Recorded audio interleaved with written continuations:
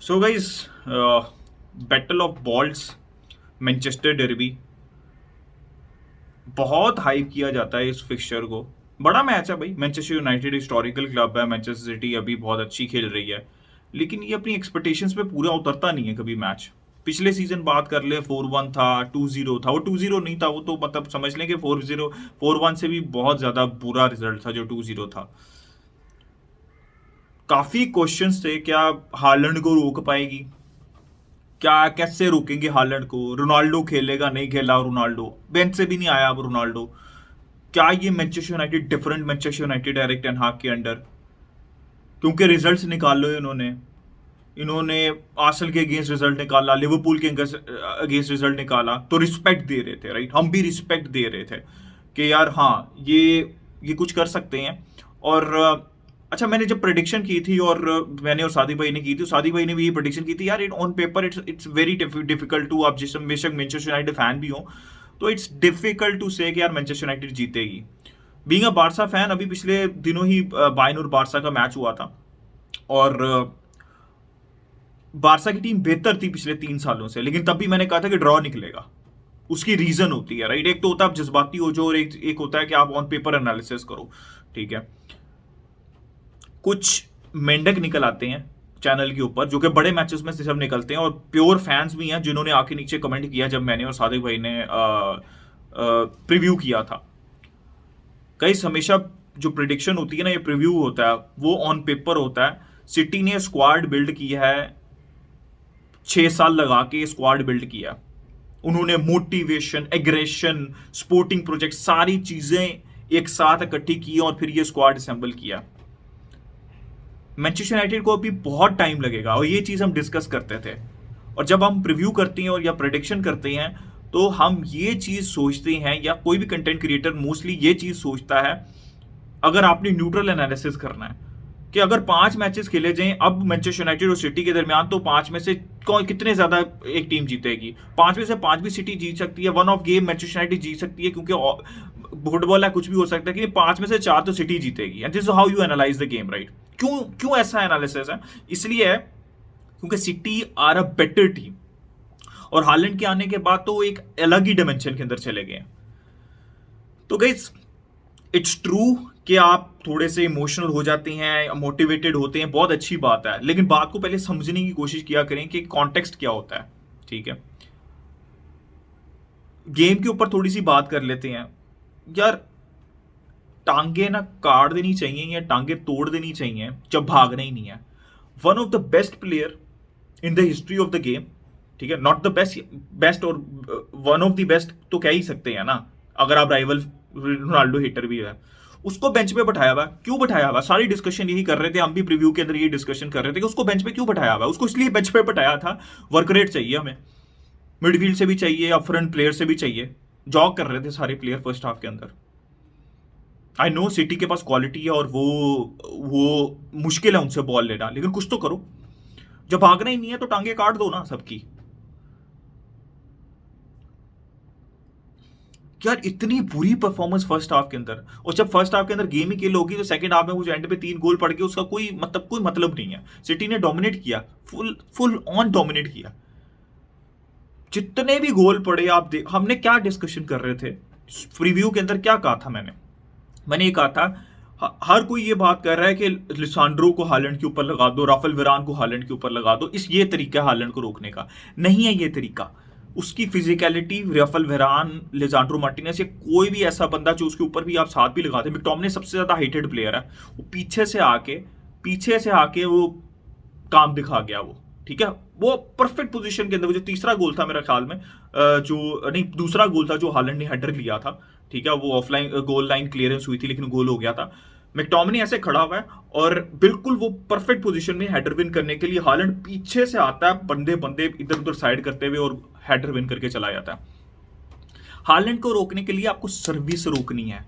जो तीसरा गोल हुआ था जो कि हालैंड ने किया था, अच्छी फिनिश थी, लेकिन आपने क्या किया? क्या बात कर रहे थे कि आपने सर्विस रोकनी है, आपने सिटी के रिदम को डिसरप्ट करना है, आपने उनको अपने बॉक्स के करीब कंफर्टेबली खेलने नहीं देना। जो भी टीम सिटी को तंग करती है वो यही करती है, आपने भी यही करना था। तीसरे गोल में कितनी स्पेस थी केविन डी ब्रुयने के पास? कितनी ज्यादा स्पेस थी कि उसने उसने आराम से अपना पास पिक किया और हालैंड ने गोल स्कोर कर दिया।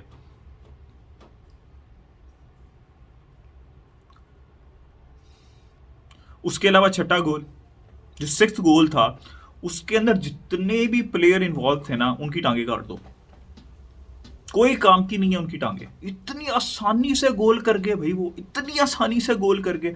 मतलब ग्रिलिश पास दे रहा हालैंड को, हालैंड के पास स्पेस ही स्पेस है, आया एंड पे वो कैजिमिरो ने हल्का सा उसको टच किया, लेकिन बाकी 4-5 प्लेयर खड़े हुए हैं, सिर्फ एक अकेला फोर्डन खड़ा हुआ है। कोई उसको क्लोज डाउन करने के लिए तैयार नहीं है, सारे पीछे पीछे जा रहे हैं। हालैंड ने आराम से पास पे किया और फोर्डन ने गोल कर दिया। मैंने बहुत दफा एक बात कही है कि स्क्वाड जो है ना, वो एक मैनेजर है, वो एक हद तक आपको एक पॉइंट तक लेके जा सकता है, जैसे लिवरपूल को हरा दिया, आर्सेनल को हरा दिया, मोटिवेशन दिखा सकता है। लेकिन इवेंचुअली अगर आपके ऊपर, a manager is as good as his players, अगर प्लेयर की क्वालिटी नहीं है तो मैनेजर एक लेवल तक आपको लेके जाता है, उसके बाद तो आपकी टीम ने फेल होना ही है।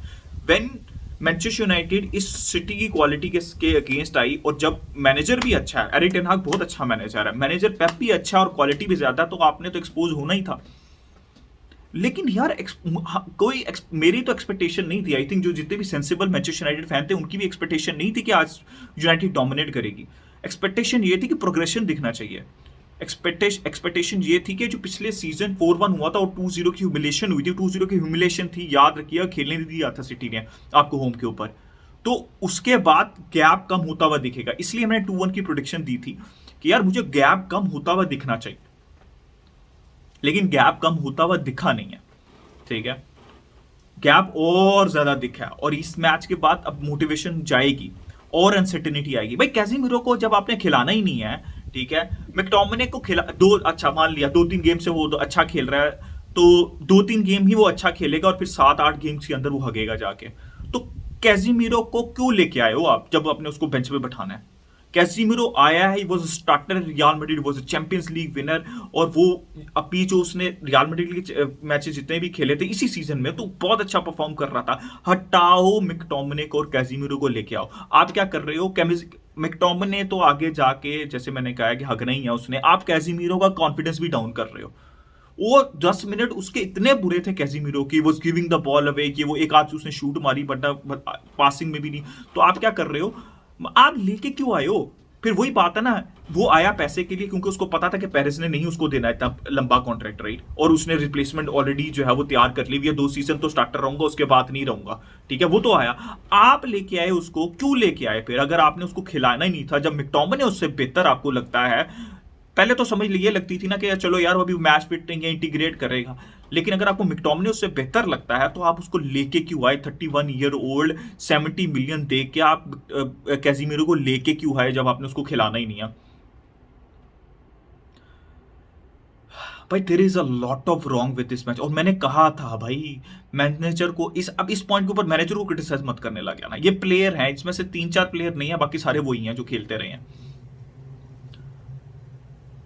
कुछ नहीं है अप फ्रंट, ठीक है, कोई मोटिवेशन नहीं शो करता, कोई एग्रेसिव। अब जब आप आते हैं ना सिटी के अगेंस्ट, जब आपको बॉल नहीं मिलती, ठीक है, और फ्रस्ट्रेट होते हैं, तब आपको वर्क रेट चाहिए होता है, फिर आपने भागना होता है, फिर आपने स्पेसेस क्लोज करनी होती है, जो कि इस टीम के पास नहीं है। सो गाइज बहुत डोमिनेट किया अर्लिंग हालैंड, एक अलग ही बीस्ट है, फोर्डन को सीरियस लेना पड़ेगा। I think is one of the best generation, 2 generation talent जो है वो यहाँ पे हैं। कहाँ पे हैं? सिटी की टीम में। फोर्डन की हैट्रिक, फिर हालैंड की हैट्रिक, अमेजिंग यार, एब्सोल्युटली अमेजिंग परफॉर्मेंस। मतलब मैं सिटी का क्या कहूँ, तो मतलब अभी मैंने कहा था वो 70% पे खेल रहे हैं, अभी वो 100% पे जाएंगे। अब देखिएगा जब जैसे जैसे वो 100% पे जाएंगे तो आर्सेनल ही लग रही है जो कि उनको कंपटीशन देगी, बाकी सारी टीम्स जो हैं वो कंसिस्टेंट नहीं लग रही है आपको, और एवेंचुअली मुझे लग रहा है सिटी निकाल जाएगी। भाई बहुत बुरी परफॉर्मेंस थी यहाँ पे मैनचेस्टर यूनाइटेड की, they have to think a lot भाई, बहुत कुछ सोचना पड़ेगा उनको। इस तरह नहीं खेल सकते आप बड़ी टीम्स के अगेंस्ट। छोटे मोटे मैच आपको एरिक टेन हाग टेक्टिकली जिता देगा, लेकिन जब आप बड़ी टीम्स के अगेंस्ट आओगे और आप इस तरह खेलोगे तो टांगे कटनी चाहिए भाई। जिन छठे गोल में तो जितने भी प्लेयर इन्वॉल्व थे ना, जो पीछे पीछे जा रहे थे, उनकी टांगे काट दो कुछ नहीं हो सकता यार क्या कहूँ मैं, बस आई होप के things get better for Manchester United, और ये कि एक ऐसा गेम है जो अपने दिमाग से निकाल के ये मूव ऑन कर सकें किसी तरह, but absolutely dominance from Manchester City and Pep Guardiola. Manchester City looking favourites, a lot of to think about for Manchester United. अपना ओपिनियन दे कमेंट सेक्शन में, लाइक करें, सब्सक्राइब करें, शेयर करें. Keep enjoying football. Until next time, it's a good bye from me.